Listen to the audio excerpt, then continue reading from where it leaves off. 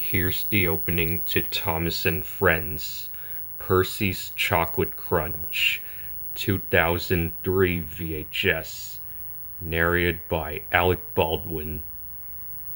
The running time is approximately 38 minutes. Sorry, my screen is blur. Let me adjust the... Oh, never mind. It's distributed by Anchor Bay Entertainment. No print date right here on this tape. The stories are Percy's Chocolate Crunch, Thomas, Percy, and the Squeak, Gordon Takes a Tumble, Middle Engine... Wait, sorry. Let me start over. The story stops are Percy's Chocolate Crunch,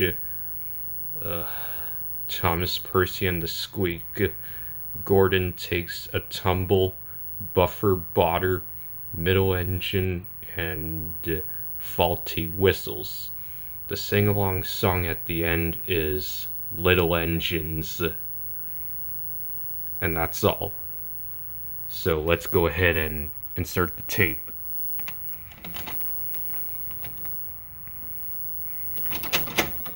Alright. The VHS is in the VCR.